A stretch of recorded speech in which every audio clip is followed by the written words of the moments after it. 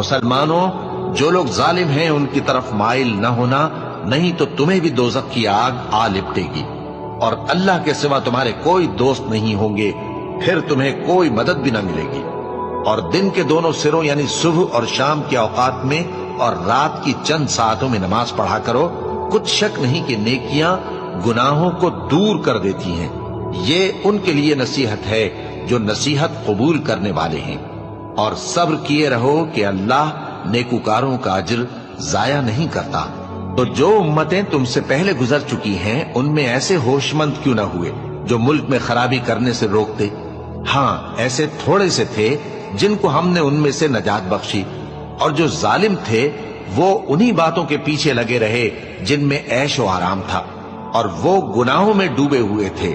और तुम्हारा परवरदिगार ऐसा नहीं है कि बस्तियों को, जबकि वहां के बाशिंदे नेकुकार हों, अज़राहे